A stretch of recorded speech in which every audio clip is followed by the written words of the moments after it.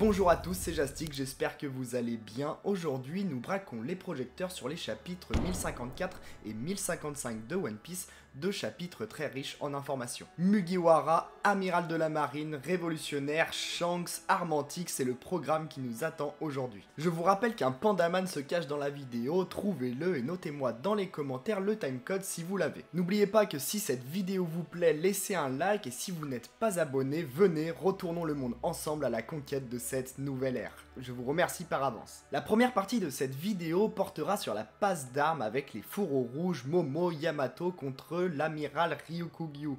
Puis on enchaînera sur l'empereur des mers Shanks le Roux. Enfin nous analysons le passage de Robin avec Sukiyaki et l'eau et pour finir on terminera avec l'armée révolutionnaire, en particulier Sabo. C'est parti.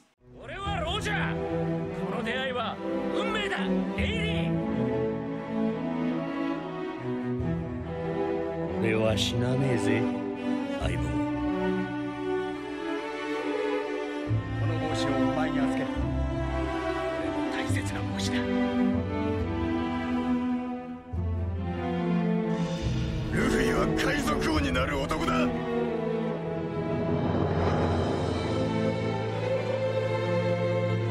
海賊王になる男だ。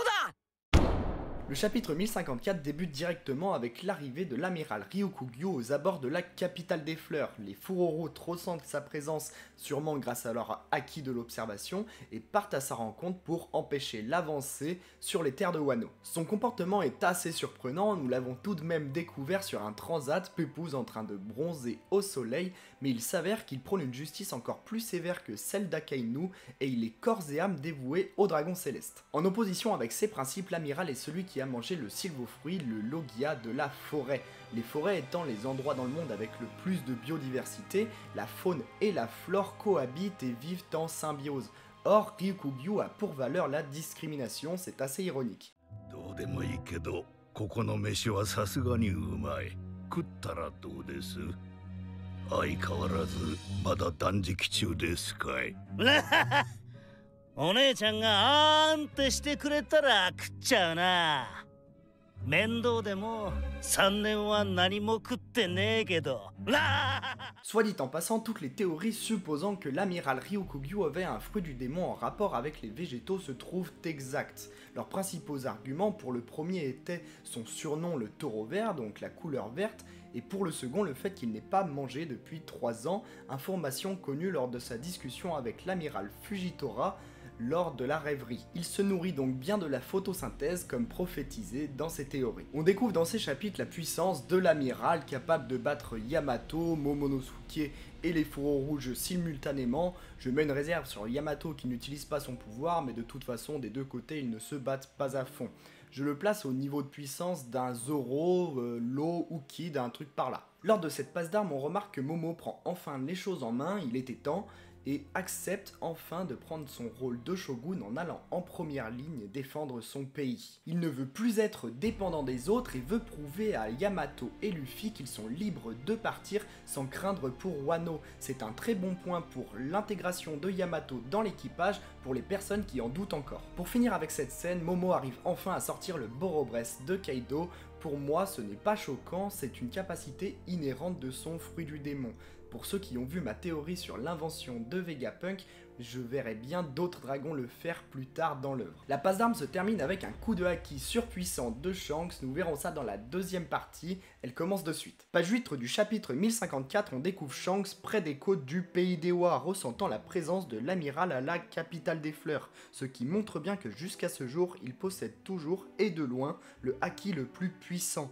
Il faut bien comprendre que Shanks n'est pas aux abords des terres émergées de Wano, mais plutôt non loin de la cascade permettant l'entrée dans le pays. La puissance de son haki est inouïe. Les membres de l'équipage du Roux connaissant Luffy sont ravis de pouvoir le revoir, pendant que les nouvelles recrues racontent les ragots sur notre héros. Il est très amusant de voir un monstre singe dire qu'il paraît que Luffy ressemble à un monstre singe.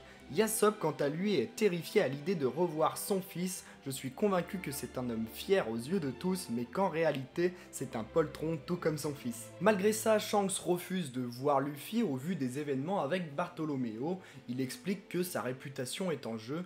Pour moi, c'est juste une excuse, d'autant plus que Barto a seulement remplacé son pavillon, Shanks n'est pas homme à s'énerver pour avoir été tourné en ridicule, ce n'est pas Iguma qui dirait le contraire. La scène dans le chapitre 1054 se termine avec Shanks prenant une coupe de saké avec son second, lui disant qu'il était temps de s'emparer du One Piece. Shanks sait-il où se trouve Loftail et Luffy sera-t-il le premier après Goldie Roger à mettre les pieds sur l'île? Je n'y crois pas vraiment, mais la liste des personnages ayant le potentiel de aller sur Loftail avant Luffy s'agrandit.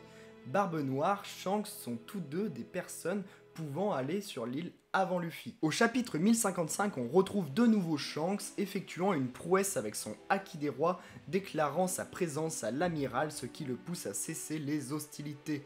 Il est une nouvelle fois l'homme y mettant un terme. Il se remémore les jeunes pousses porteurs de la nouvelle ère qu'il a connue enfant. On peut y voir sa fille Uta, ce qui rend le personnage canon malgré que les événements du film à venir ne le sont probablement pas. Luffy ressent également la présence de Shanks et le chapitre 1055 se clôt sur une case que j'affectionne tout particulièrement.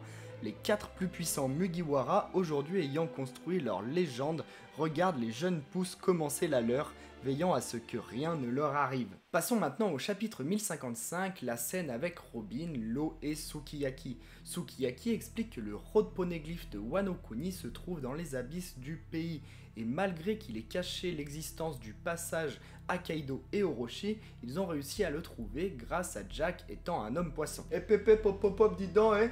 Il est pas censé avoir un fruit du démon, lui? Nous en savons un peu plus sur l'histoire de Wano, construit aujourd'hui sur 2 niveaux, dû aux effets secondaires du mur que les personnes de l'époque ont dû ériger pour protéger le pays, ainsi que cacher l'arme antique Pluton. D'après Sukiyaki, Pluton serait sous Wano, mettant un peu à mal toutes les théories explicitant que les armes antiques seraient 3 princesses. Pour la libérer, il faudrait ouvrir le pays au sens littéral en détruisant le mur d'encerclement autour du pays, l'exposant donc aux attaques extérieures. Rappelez-vous, Oden connaît les secrets de ce monde et tout comme Roger, savait qu'ils étaient arrivés trop tôt et que quelqu'un finirait par arriver et les surpasser. Oden se devait d'ouvrir les frontières pour que lorsque cette personne, donc Luffy, usons du mot correct, arriverait, il puisse utiliser l'arme antique. Mais c'est là où Momo a eu du flair car Luffy n'est pas encore prêt, il doit d'abord aller sur Loftail, découvrir les secrets de ce monde, l'histoire du siècle oublié, rien ne sert de se précipiter. Passons dès à présent à la 4e et dernière partie, l'armée révolutionnaire. Elle nous apprend que les révolutionnaires ont réussi leur coup, ils ont en effet détruit le symbole de la noblesse mondiale. Pour ceux qui ne se rappellent pas, c'est le même que Hancock a dans le dos. La déclaration de guerre est faite, mission accomplie. Ils ont également réussi à libérer Kuma et Sabo est devenu Sabo, l'empereur des flammes, un symbole de révolution encourageant déjà 8 pays à prendre les armes. On apprend également la mort de Cobra ainsi que l'enlèvement de sa fille Vivi exécutée par l'armée révolutionnaire. L'on connaît la fâcheuse manie du gouvernement à manipuler l'information, il est évident pour moi que Sabo n'a pas tué Cobra, nous savons d'ores et déjà que la famille Nefertari est dans le collimateur des 5 doyens ainsi que Dim. Par contre en ce qui concerne l'enlèvement de Vivi, je pense qu'on le doit bien à Sabo, mais pas dans le but de nuire, plutôt de la protéger, de la sauver de l'assassin ayant tué son père.